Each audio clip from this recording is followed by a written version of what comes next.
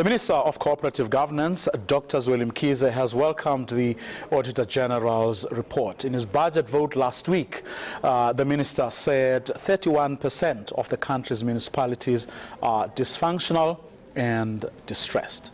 To discuss today's Auditor-General report, as well as issues that he raised last week in Parliament, Dr. Zweli Mkhize joins us now from our Cape Town studios. Good evening, Dr. Mkhize. Thanks very much for agreeing to talk to us this evening. Well, judging by the comments you made last week, not much, if anything, should have caught you by surprise from what the Auditor-General had to say today. Well, good evening to all the viewers. Yes, indeed, the picture that was reflected by the Auditor-General's report is raising a lot of concerns. Those are the same concerns that I had raised last week in the budget speech. It relates to the level of distress and dysfunctionality that you will pick up when you assess the municipalities from different angles. And indeed, we did talk about the audit outcomes as one of the major areas of concern, and you will recall that in fact we even went to the point of saying we want to give those municipalities 12 months to be able to get out of disclaimer audit outcomes so that they must start showing improvement. But also what we have seen now indicates quite a serious level of concern from our side that the bulk of the municipalities have not shown any significant improvement, and so it means there's a lot of work to be done. Well, I mean, these audits are, of course, only a manifestation or a symptom, if you like, of something bigger and obviously very wrong going on within local government. Have you been able to put your finger on what it is exactly that is so wrong? You will notice that the audit outcomes are coming more than a year after the fact, and this assessment we're doing in the past few months from last year to this year. We're looking at the municipalities, and we did indeed say that only 7% were really municipalities were doing very well, and then 31% of them were completely distressed or dysfunctional.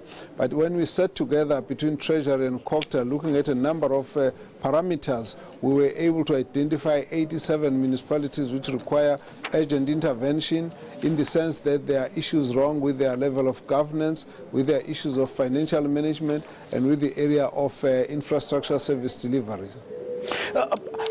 Minister, the reason I was asking that question is because, I mean, if you listen to the Auditor-General, he says the latest, he says that the council from his office has at best not been implemented, and at worst it has been totally ignored. Now, you can't have such governance, leadership and oversight lapses without something big and powerful actually protecting these people or being lax. What is that? And from what a lot of pundits are saying, if you consider the fact that the ANC is, responsible for the majority of municipalities, that something is the ANC itself protecting its employees or simply not holding them to account. Well, I think if we deal with it from the point of view of governance, we need to first understand that municipalities are independent spheres of government, and therefore when you discuss from a national government perspective, you are a different level of government, and so there are certain legal instruments that we have to use to intervene. So when you look at what is happening in Northwest, it's one of those instruments, but we did indicate, for example, that a number of municipalities, I think we had 11 of them, which were under the Section 139(1)B, which means the provincial government has stepped in to take over the running of the municipality. There are a number of other interventions that we're making into the municipalities as such. Yes, indeed, there are a number of things that we need to be concerned with. One of those is the political management of the councils at the level of the councils, and we have made a point that the investigations into some of the issues that are causing problems, such as irregularities, maladministration, there has to be a lot more stronger action taken against whoever is involved, because you need that if there is some transgression, there must be punishment to those who are involved, and there must be criminal prosecution for those who might have been involved. And we're going to do just that. We're going to work very hard to ensure that between the three levels of government, we ensure that those who are involved in the criminal activities are punished. But the real issue here is also to call on municipalities to act decisively in the instances where there are transgressions. By the time you see the audit outcomes, a lot of other irregularities would have been picked up by the municipality, because they have the first line of oversight. I would therefore say that it's important for us to put a lot of emphasis on the municipalities, from mayor to speakers to council at large, to be able to take the necessary decisions to act on whoever is involved, be it councillors or municipal officials, but there has to be very strong action on all of them. As we move around visiting, we're actually impressing upon the municipalities that we want to see action being taken. Well, let's take the first part of your answer then, Minister, where you cited the example of the Northwest. What, for example, could the Premier of the Northwest and his executive, what could they have done to actually get the municipalities in that province to shape up, for example? What are they constitutionally empowered to do? Well, there are a number of things that are empowered to do. In the Constitution, you have Section 154 of the Constitution, which basically compels both national and provincial government to create a supportive mechanism to support municipalities in the way they do their work. That is the way we intervene on a normal basis, whatever support that we give, and that's the way. The second one is on Section 139 of the Constitution. Now, Section 139, 1A and B are about either giving directives in case of 1A, or B in the case of ensuring that you can take over the municipality. Now, in the case of Northwest, they've done that on 5 municipalities, but in our assessment, that takeover of the municipality did not give the desired outcome. So what we will be doing from now going forward, we're going to be giving directives in terms of Section 1A of the Constitution, so that they can sort out the structure of the provincial government to be able and capable of supporting all the municipalities, and also ensure that they've got no vacancies, they've got properly qualified people. Once they've got that on the one side, we're going to be asking them to impose Section 139, 1A or B on those municipalities that deserve it. And that will be the provincial government now intervening over the municipalities. And when that happens, we will then be looking to see if they are able to get the impact that is needed. Of the impact that is needed is also to ensure that there's financial viability or financial recovery that will be part of the support mechanism. If they do not, if they are not able to succeed on that, on the same constitutional provision of 139(7), we as the national government can actually bypass municipality and go and impose directives or actions that will ensure financial good health of those municipalities. So we have ample opportunity to allow the province to step in, but also with the guidance of national. And within a few months, if we don't see that there's an improvement, we can resort to other stronger action.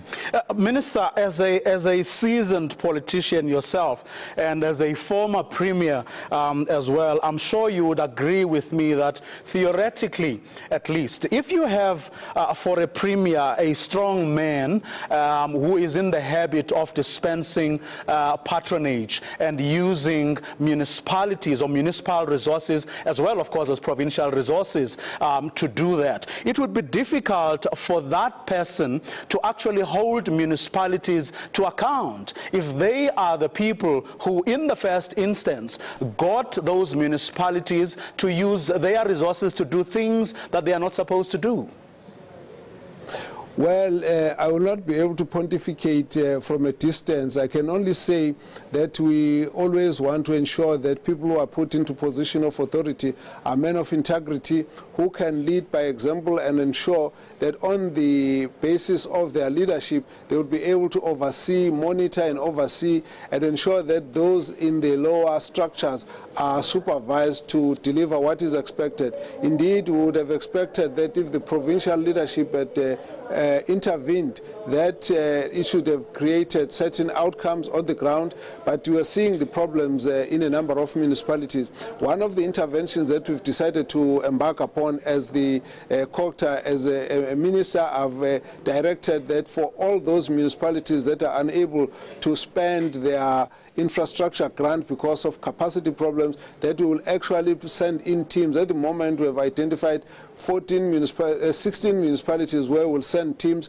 and I've directed that by the end of December, all the 87 municipalities, well, 55 of them, of the 87, must have adequate district technical capacity of engineers, town planners, regional planners, chartered accountants, that will make sure that all the money that is available at national government in terms of infrastructure funding must be spent by all the municipalities. And so that intervention means that we will always make sure that there is no interference that will stop the process of spending the funds. Therefore, in the process, the recovery program is going to be attending to, between COGTA and Treasury, we're going to be attending to the issues of governance in those municipalities that are having, problems in governance. We'll deal with the issues of ensuring investigation and action on corruption, and also ensure that in the issues of financial management, management of revenue, management of expenditure,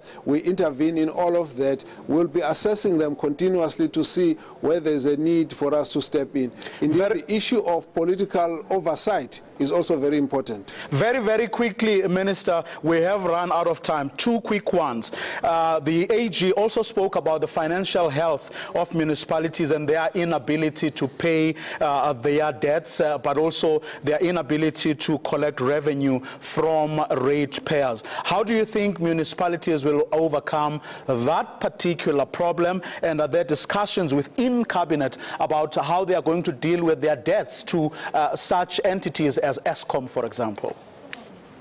Well, there are two ways of dealing with that issue. In the first instance, we're going out to have teams who have got a script on how they must deal with issues of revenue generation and management of expenditure. So we'll be having Treasury and COGTA going around working on that issue so that we can discount the problem of capacity and lack of knowledge to deal with the issue.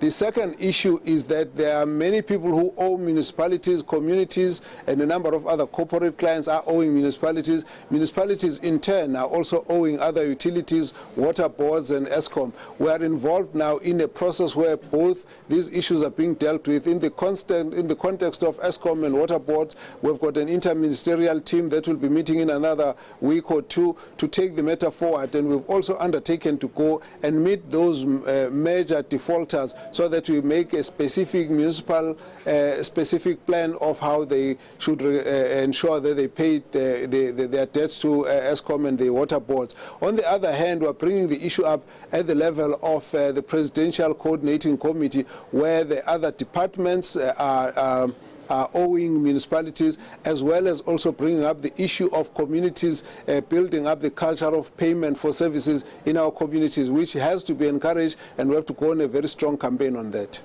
Yeah, that's where we're going to leave it. Dr. Zweli Mkhize, thank you very much for talking to us this evening. Well, he's giving the municipalities 12 months to shape up or else. Well, we are yet, of course, to interrogate the or else part. In other words, what will happen if in the 12 months the municipalities do not shape up on the other issues, of course, of the debt, the inability of them to collect revenue from both taxpayers as well as government entities that owe municipalities a lot of money. Says that matter is, of course, being handled at cabinet level.